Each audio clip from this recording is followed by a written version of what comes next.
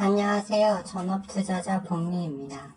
이 영상은 6월 11일 일요일 오후 1시 52분부터 영상을 녹화 중에 있고요. 내일장 올려드릴 그 장전 시황을 대체하는 영상이 되겠습니다. 일단 미국 증시를 보시면 나스닥 지수가 그 1.2%까지 올랐다가 보합권까지 밀리는 흐름이 일단 나왔어요. 그래서 미국 3대 지수는 강보합 마감했다. 즉 0.16%, 0.13% 정도 상승을 했고요.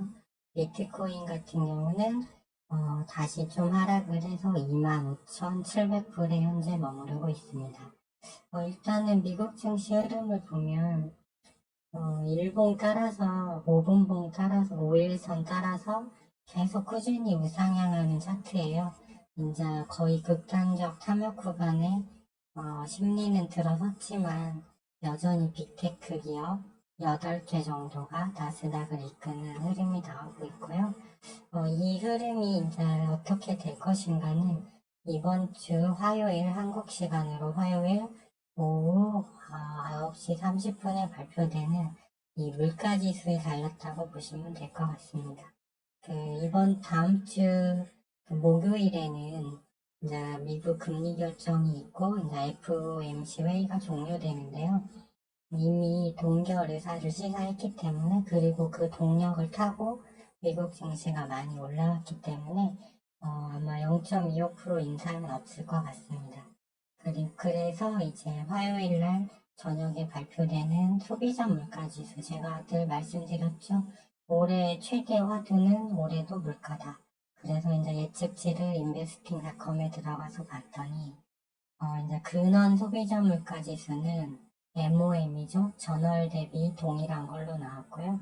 소비자 물가지수, 이제 에너지하고 식료품까지 포함한 것을 보면 전월 대비 0.1% 정도 소폭 일단 하락하는 걸로 나왔는데 이제 전년 대비 소비자 물가지수는 아직 예측치가 나오지 않았어요. 그러나 이거는 4.9%니까 지난 이게 추이를 보면 5.0%에서 4.9%로 왔고 이제 이번 5월달 게 이제 이번 달에 나오는데 아마 4.5% 전후로 일단 예측이 돼요. 그래서 헤드라인 CPI는 좀 내려올 걸로 보여지고 최대 핵심은 근원 소비자 물가지수거든요.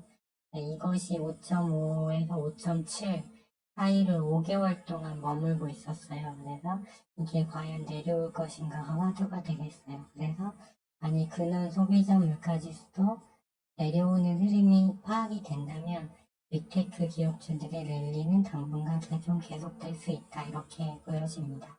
다만 저의 중기 시황은 여전히 변함은 없는데요.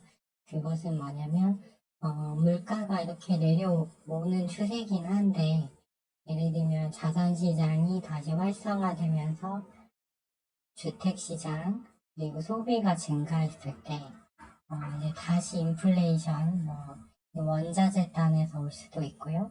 아니면 이제 소비 쪽에서도 올 수도 있는데 여전히 시중 유동성은 여전히 높기 때문에 이거는 정말 여전히 잠재적인 불안 요소로 남아있다고 저는 믿고 있습니다. 따라서 만일 하반기에 물가가 다시 재반등하는 흐름이 나온다면 그때는 이미 지수가 이미 많이 회복을 한 상태이기 때문에 하락이 불가피하고 그렇게 됐을 때 이제 저는 비트코인 하방 베팅을 고려하고 있는 상황이라고 보시면 되겠습니다. 다만 일단 추세는 계속 우상향 추세다 이렇게 보시면 될 것 같고요.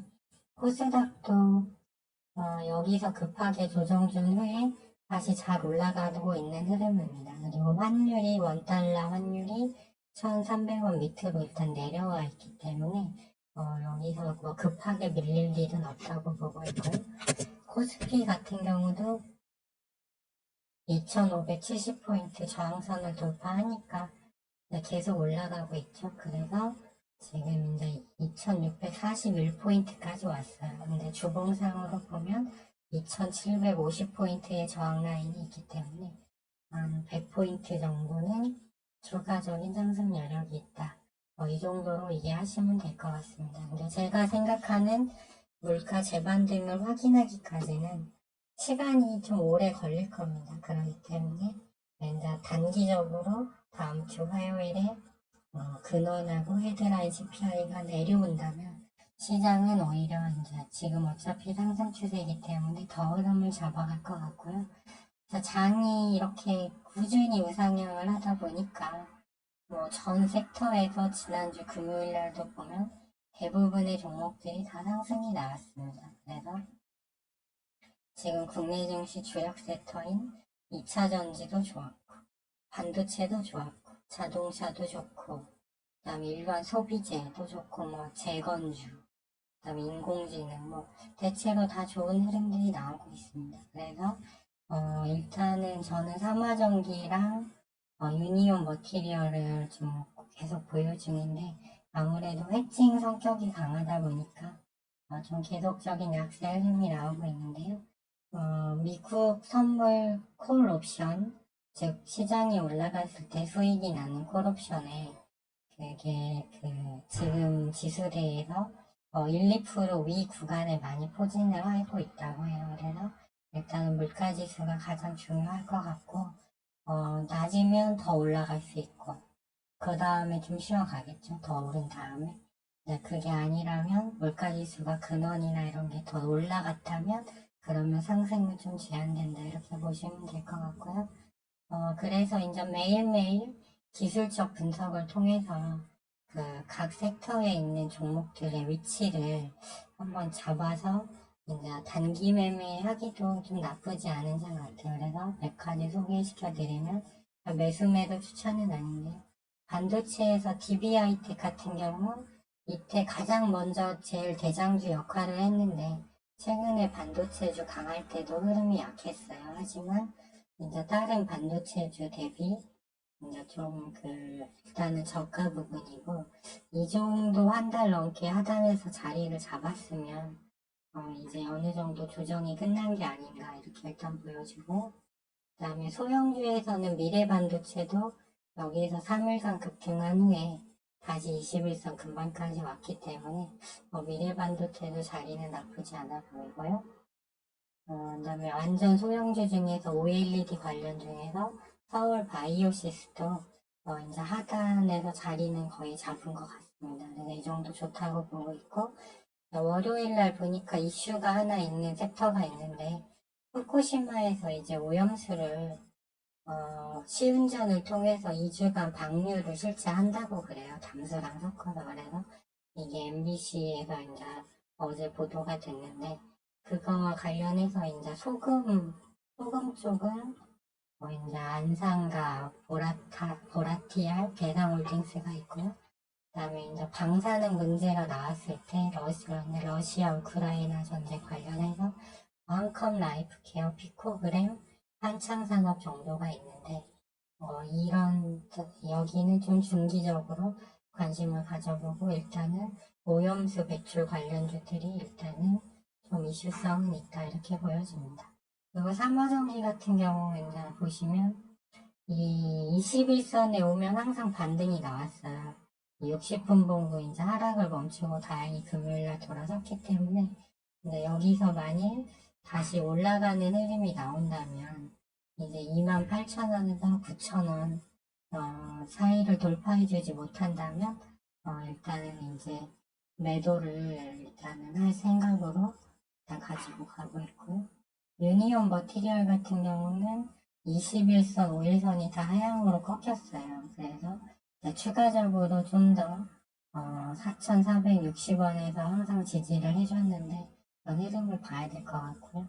다만 이제 중국 대사가 이번에 아주 강하게 중국 대사가 강하게 발언을 해서 조치가 됐죠. 그리고 그렇지만 18일날 6월 18일날 토니 블링크 미 국무부 장관이 중국을 방문한다는 소식 때문에 좀 힘을 못 받고 있어요. 이토르 테마가.